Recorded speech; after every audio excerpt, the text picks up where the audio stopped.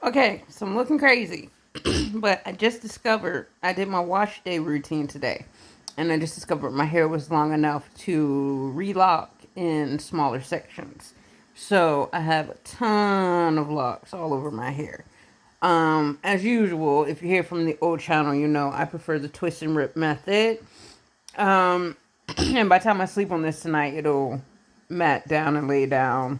Not mat down, but lay down to my scalp. So it'll be flat tomorrow. But um, I wanted, because if you know about this little braid plug when I got it pierced like 5 weeks ago, it inspired me to go on another lock journey. I have been on one before. My locks got down to about this long in the back, down to my collarbone, like about that long, this long. And I had bleached them blonde, and I hated it so much that I just cut them all off. And I've been wearing my hair relatively short ever since then, instead of growing it out. Um, but I always wanted to relock it because I've always wanted locks down on my butt. Um, But I fell out of love with the lock journey. I didn't want to lock my hair up again because I thought once they were blonde, they were clashing with these enlarged pores that I have in my face. Um, and the color was just making them look so much worse. And I didn't realize that with black locks, everything looks a lot better. So instead of dyeing the blonde locks back black and just continuing to let them grow out, I thought I didn't like locks anymore. It didn't occur to me to just dye them black and see if I liked it a little more until a couple years later when I got this pierced and I just realized that it would be a really good time to start a new lock journey because my ultimate goal was to have my ears roughly this size. My LeBray plug is going to be two sizes bigger than it is now, and have my white mother of pearl nose tusk, and that would be with long black locks, would just be the general aesthetic, and to start working on my body mod tattoos. Um, and the set of locks that I had originally put in once I got this pierce, I only had 39 locks in my head. They're really thick, and I couldn't keep them separated, and I knew I was going to have trouble keeping them separated the longer they got, and they were too fat. Like, they were about this fat a piece, and they were just a lot bigger than I wanted them to be. So these are going to probably get about halfway as big as they are now. Once they form, they'll be about half as big as they are now, halfway bigger than they are now. So they're still going to be fairly thick, but they're not going to be as thick as that. So I don't know how many I have in here, probably between like 50 to 6, like 55 to 65. I didn't count them as I was putting them in. I'll probably do a count tonight before they end up getting stuck to my head tomorrow morning. But I wanted to, once I did my wash day today and blow dried it just to see how long it was.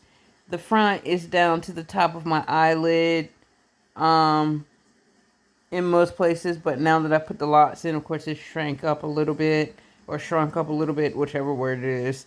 Um, and I realized it was long enough that I could do small sections and get the smaller locks in there that I wanted. So now would be a good time to go ahead on and start the new lock journey. Leave them black and just let them grow out the way I want to. And the method again was twist and rip. And the reason I do that is because every other starter lock method has a tendency to unravel. And I don't have money to pay a loctician every 6-8 weeks to go in and clean everything up and retwist. And on while it takes 6 months to a year for them to develop and harden and turn into proper locks. So with the twist and rip, they already look like frizzy locks. They look like they've been in your head for, if you had started with two strand twists, this is the result you would get on my hair type after about 8 to 10 months. So with twist and rip, they won't unravel at all. Like, they're already locked all the way through. They're just soft locks.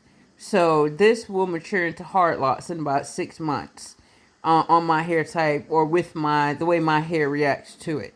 Every set of twist and rip locks that I put in my hair has actually developed in 3 to 6 months.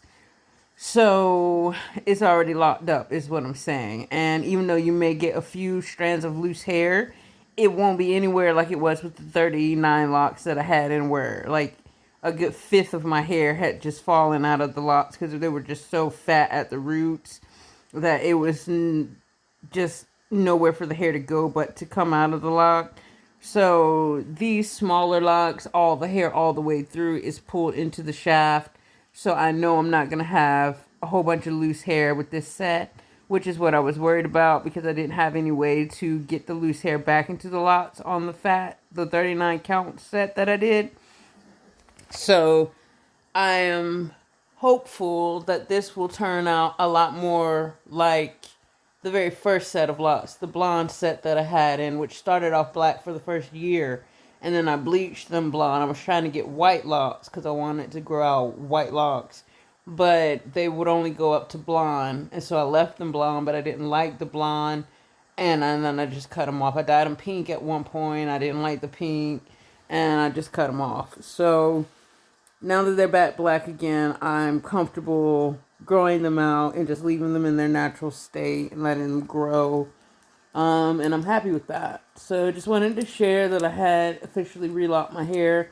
I didn't feel like not going on the journey. I mean, I'm almost completely aesthetically where I want to be with my body mods. I don't have a lot of mods. Like, I've had over 30 piercings over the years and everything like that, but none of them really stuck, like, other than my ears and wanting to get this for a long time. And this isn't going to be huge because after 2 gauge, you start running the risk of teeth damage and gum loss and all like that. So I'm only going up to 2 gauge, and it's a 6 gauge right now. And while I've grown fond of the size that it already is, I want it a little bit bigger. So I'm going to go up to 4 gauge in another 5 months. And then up to 2 gauge, and that's going to be my final size for that. But I want the full aesthetic that I'm going for. Just very African. It's very West African, which is what I am. West African and white. Well, rather mixed, but mixed with white, because my dad is mixed. My mom is African American. And again, all of my siblings except my brother. My brother's the same skin complexion as me, but all of my other siblings are very, very light skinned like my dad, and they look black and white. I don't look black and white, but I am black and white.